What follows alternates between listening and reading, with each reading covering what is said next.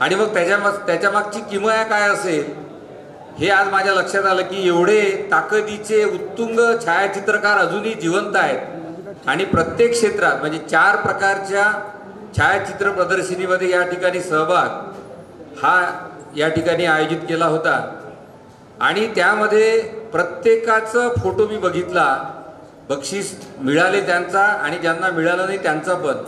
एवढ्या ताकदीनं ते चित्रण करणं याला खूप मोठी दृष्टी लागते आणि म्हणून सर्व विजेत्यांचं मी खूप खूप खूप खूप अभिनंदन करतो. एकदा सर्वांनी जोरदार टाळ्या सर्व विजेत्यांसाठी त्या ठिकाणी वाजवाव्या. मला फोटोग्राफी जी स्वतः मला करता येत नाही तशी खूप चांगली, परंतु मला आकर्षण आहे आणि आवड आहे. मी एक महाविद्यालयातलं उदाहरण सांगतो की एक विद्यार्थी कारंजा लाडचा उदय इंगळे नावाचा 4-5 वर्षापूर्वी माझ्याकडे आला आणि ॲडमिशन जवळपास फुल झाल्या होत्या, मॅनेजमेंट कोटा राहिला होता शिल्लक आणि बियाणी महाविद्यालय म्हटलं की आपलं सर्वांना माहिती आहे की एक स्पर्धा प्रवेशाची त्या ठिकाणी असते. तर तो थोडी विनवणी करू लागला, सर मला काही करून ॲडमिशन द्या, ग्रामीण भागातून आला होता. तर म्हटलं तुझ्याकडे कुठलं कौशल्य आहे? तर त्यांनी मोबाईल काढला आणि छायाचित्राचं कौशल्य त्याच्याकडे होतं आणि त्यांनी केलेली फोटोग्राफी दाखवली.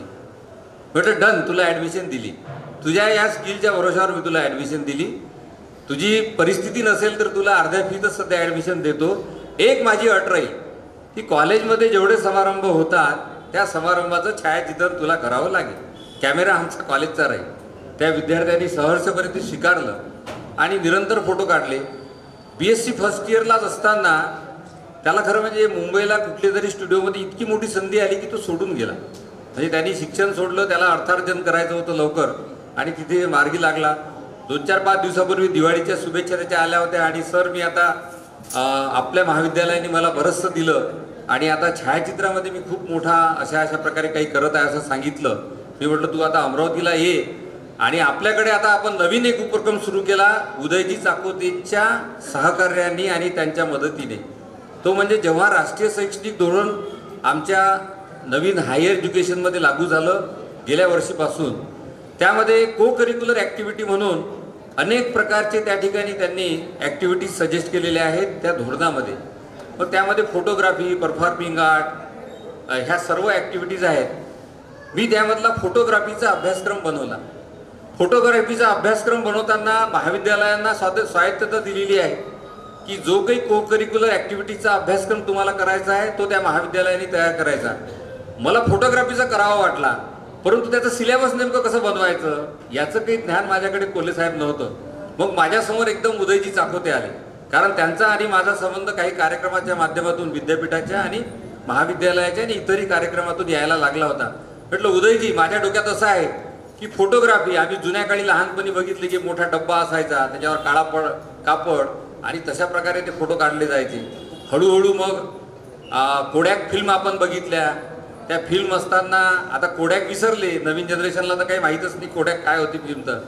तर हे होत असताना ही सगळी रिव्हॉल्युशन होत असताना आपल्याला आता तेव्हापासून तर आजपर्यंतची टेक्नॉलॉजी आणि तसा एक फोटोग्राफीचा अभ्यासक्रम बनवायचा आहे. उदयजींनी त्याला होकार दिला आणि आम्ही दोघांनी मिळून मग त्या ठिकाणी तो अभ्यासक्रम तयार केला. माझ्या महाविद्यालयात फोटोग्राफी या करिक्युलर अभ्यासक्रमाला 2 क्रेडिटचा म्हणजे एका सत्रामध्ये 30 तासाचा अभ्यासक्रम याला विद्यार्थ्यांची प्रचंड मागणी आहे. आणि ते मागणी असण्याचं कारण एकमेव उदयजी चाकोते अभ्यासक्रम बनवण्यापासून तो डिलिव्हर करतात, त्याचे लेक्चर्स पण घेतात, विद्यार्थ्यांना स्टुडिओमध्ये आणतात, सांगतात हे सगळे माझे विद्यार्थी 2 होणार या ठिकाणी उभी आहे, ही पण माझी विद्यार्थी. आणि म्हणून हे जे क्षेत्र आहे हे मला असं वाटते की कौशल्य जर त्यांचं विकसित केलं अशा प्रकारच्या तज्ज्ञ लोकांनी तर इमिजिएटली रोजगार देण्यासारखं क्षेत्र आहे. हा रोजगार हा साईड बिझनेस सुद्धा होऊ शकतो, अनेक जण करतात सुद्धा. एवढी मोठी ताकद या छायाचित्रांच्या या व्यवसायामध्ये आहे. आणि म्हणून संपूर्ण अमरावती शहरामध्ये 10-12 लाख लोकसंख्येच्या एक फोटो स्टुडिओ आपला आदर्श निर्माण करतो, समाजापुढे जातो, समाजाचं चित्रण सुद्धा रेखाटतो आणि वेगवेगळ्या इनोव्हेटिव्ह आयडियाज त्या ठिकाणी आत्मसात करून अशा प्रकारची छायाचित्र प्रदर्शनी भरवतो, मोठ्या मोठ्या लोकांना या ठिकाणी बोलवतो आणि प्रदर्शनीचं राज्यभर नाही देशभर आपलं त्या ठिकाणी जे काही मीडियाच्या माध्यमातून असेल ते त्या ठिकाणी प्रसिद्धी करतो ही खूप कौतुकास्पद आहे. त्यांनी जी युक्ती लढवली, आपण त्यांना बक्षिसं दिले की आपण स्टेटस ठेवा आणि स्टेटसला लायकिंग किती आले, मग त्याची स्पर्धा, त्याच्यातून ड्रॉ. त्यांनी 2 उद्देश त्याच्यामध्ये साधले. लकी ड्रॉच्या माध्यमातून स्पर्धकांनाही वाटलं की स्पर्धा करावी, आपल्याला बक्षीस मिळेल. आणि महत्त्वाचा उद्देश त्याच्यामागे त्यांचा हा होता हिडन, की लाखो लोकांपर्यंत आम्हाला पोहोचायचं आहे. उदयजींनी सांगितलं की अंबागेट सारख्या आतल्या परिसरामध्ये इथे जो ॲक्सेस थोडासा कठीण आहे, त्या ठिकाणी अशा प्रकारचा छायाचित्र प्रदर्शनी आयोजित करणं एवढं सोपं नाही. खरंच सोपं नाही. उदयजी, तुम्हा दोघंही उभयतांचं मी खूप खूप अभिनंदन करतो.